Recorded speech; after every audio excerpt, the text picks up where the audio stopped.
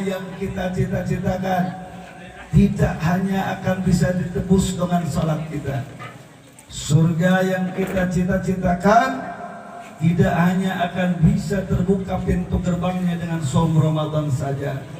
Surga yang kita idam-idamkan tidak hanya akan terbuka dengan mengeluarkan zakat dan ibadah haji serta umroh saja, tapi salah satunya adalah yaitu bagaimana kita berjuang sepenuh kalbu, bagaimana kita terlibat langsung ataupun tidak langsung di dalam rangka membela dan menegakkan agama Allah Subhanahu wa ta'ala. Kira-kira jelas apa jelas? Allah faham wa faham. Orang Garut siap bela agama Allah, siap tegakkan syariat agama Allah, siap bela para pembela agama Allah. Takbir. Alhamdulillah. Kenapa saya ingin ingatkan?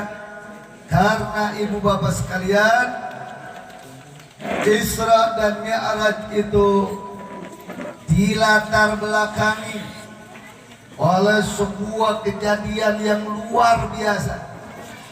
Isra Mi'raj itu dilatar belakangi oleh situasi kondisi yang teramat sangat mencekam kepada kita punya Nabi di dalam memperjuangkan agama ibadallah. Apa latar belakang daripada Isra dan Mi'raj? Yaitu saudara, pada tahun 10, pada tahun ke-10 setelah kita punya Nabi diangkat menjadi Rasul, tahun tersebut di dalam sejarah Islam disebut dengan Amul Huzni, tahun yang penuh dengan kesedihan, tahun yang penuh dengan duka nestapa, tahun yang penuh dengan duka lara yang menimpa kepada kita Nabi tercinta ibadallah. Kenapa?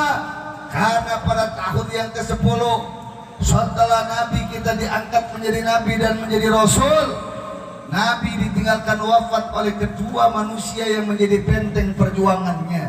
Siapa kedua manusia ini? Yang pertama adalah Sayyidah Khadijah radhiyallahu anha, di mana Sayyidah Khadijah radhiyallahu anha adalah perempuan yang pertama mengimani dakwah kita punya Nabi, yang harta kekayaannya dipersembahkan untuk dakwahnya kita punya Nabi, yang harta kekayaannya dipersembahkan semua untuk menyokong, untuk mendukung, untuk membackup segala bentuk perjuangan kita punya Rasul. Bahkan saudara, siapa yang memeluk kita punya Rasul di saat beliau menggigil panas dingin, setiap menerima wahyu dari Allah Subhanahu wa ta'ala, kalau bukan Sayyidah Khadijah radhiyallahu anha? Manakala sekitar manusia saat itu mencaci memaki, manakala saat itu saudara memfitnah orang-orang kafir Quraisy kepada kita punya Nabi, yang menjadi peneguh kalbunya, yang menjadi penegar jiwanya kita punya Rasul, tiada lain tiada bukan adalah Sayyidah Khadijah radhiyallahu anha. Bahkan saking loyal dan setianya Sayyidah Khadijah radhiyallahu anha kepada perjuangan kita punya Nabi, sampai sebelum wafat Sayyidah Khadijah radhiyallahu anha berkata kepada kita punya Rasul, "Ya Rasulullah, andaikan aku mati terlebih dahulu dan jasadku sudah berada di dalam liang kubur dan sudah berubah menjadi tulang belulang, sementara kau masih hidup dan sedang menyebarkan dakwah, akan menyeberangi yaitu sungai, akan menyeberangi parit, dan sementara tidak ada jembatan yang bisa dipakai, gali kuburanku, ambil tulang belulangku, jadikan dia jembatan, jadikan dia parit, agar kau bisa melewati sungai tersebut untuk menegakkan dakwah di jalan Allah Subhanahu wa ta'ala." Takbir. Luar biasa saudara. Bukan hanya harta yang dipersembahkan oleh Sayyidah Khadijah, bukan hanya pikiran, bukan hanya tenaga, bahkan sampai wafat radhiyallahu anha, tulang belulangnya pun saudara diwakafkan untuk perjuangan kita punya Nabi. Andaikan dibutuhkan untuk dijadikan jembatan guna melewati parit ataupun sungai di saat menyebarkan dakwah Islam. Alhamdulillah, Nabi diangkat menjadi Nabi, beliau wafat meninggalkan dunia yang fana ini sudah. Belum selang 1 bulan Nabi bersedih hati ditinggalkan wafat oleh istri dan belahan nyawanya tercinta. Nabi pun ditinggalkan wafat oleh pamandanya tercinta Abu Thalib, yang senantiasa menjadi benteng daripada perjuangannya. Yang membuat sedih hati Nabi bukan hanya sekedar ditinggalkan wafat, tapi akibat ditinggalkan wafat oleh kedua manusia ini, orang kafir Quraisy semakin berani kepada kita punya Nabi. Orang kafir Quraisy semakin mereka berani untuk menjaga dakwah Rasul. Orang kafir Quraisy semakin berani untuk memblokade jalan, menutup kampung, menutup jalan, menutup kota, sehingga tidak ada jalan, tidak ada kampung, tidak ada kota di sekitaran kota Mekah yang bisa dimasuki oleh kita punya Nabi untuk menyebarkan dakwah ibadah Allah. Saking mencekamnya saat itu situasi kondisi saat itu, sampai-sampai anak ingusan, anak belasan tahun, pemuda-pemuda kaum kafir Quraisy berani saudara untuk menyimpankan kotoran unta dan debu-debu jalanan di kepala kita punya Rasul, sampai kepala mulianya kita punya Nabi penuh saudara dengan debu-debu jalanan yang disimpankan di atas kepala mulianya. Sampai-sampai putrinya tercinta saudara sampai-sampai memeluk kita punya Nabi, merasa sedih dengan ujian cobaan yang betapa sangat berat yang Allah timpakan kepada kita punya Nabi. Sehingga karena tidak ada jalan, tidak ada kampung, tidak ada desa yang bisa dimasuki di kota Mekah, Nabi sampai memutuskan hijrah ke negeri Taif. Tapi lagi-lagi saat Nabi hijrah ke negeri Taif, bukan senyuman yang Nabi dapatkan, bukan makanan dan minuman yang dijamukan, bukan saudara yaitu penyambutan yang baik yang diberikan oleh mereka kepada kita punya Rasul. Tapi apa yang dilakukan oleh masyarakat Taif?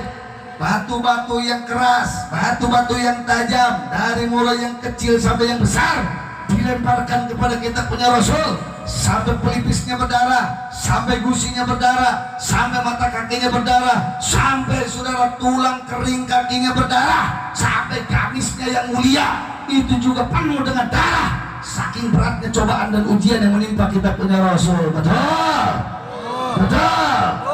Sampai saat itu saudara, Nabi saking sudah tidak adanya lagi tempat di mana Nabi bisa menyebarkan dakwah, saking beratnya ujian cobaan yang dihadapi oleh kita punya Rasul, sampai-sampai Nabi menyandarkan tubuhnya di satu pohon kurma di negeri Taif, dan keluarlah bahasa doa dari kita punya Nabi.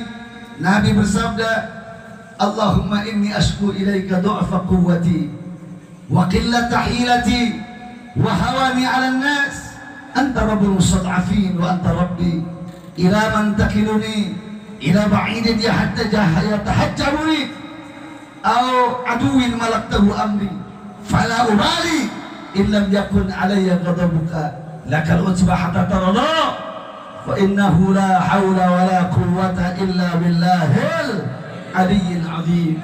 Artinya saudara, di situ Nabi merintih, di situ Nabi merintih saudara, mengadu kepada Allah Subhanahu wa taala. Apa yang dikatakan oleh Nabi? Allahumma, ya Allah, ini sesungguhnya aku asku mengadu kepadamu, ilaika, kepadamu wahai Allah, du'fa quwwati, kelemahan jasadku, wa hawani 'alan nas, dan kehinaanku di hadapan manusia, anta rabbul mustad'afin, tapi engkau adalah Tuhan orang-orang yang lemah. Ila man takiluni, apakah engkau akan serahkan aku kepada siapa lagi? Ila ba'idin yatahajjamuni, kepada musuh yang jauh yang akan menyerang kepadaku. Au aduwin malaktahu amri, atau engkau akan serahkan aku kepada musuh yang akan menguasai diriku. Fala ubali, aku tidak peduli. Illam yakun alayya ghadabuka, asal tidak ada murkamu kepadaku. Subhanallah. Begitu pasrah kita punya Nabi kepada Allah, begitu taslim kita punya Rasul kepada Allah di tengah cobaan ujian yang diberikan oleh Allah kepada kita punya Nabi. Sampai-sampai saudara, saking beratnya cobaan dan ujian tersebut, tahun ke-10 setelah Nabi diangkat jadi Nabi dan Rasul, disebut Amul Huzni, tahun yang penuh dengan kesedihan.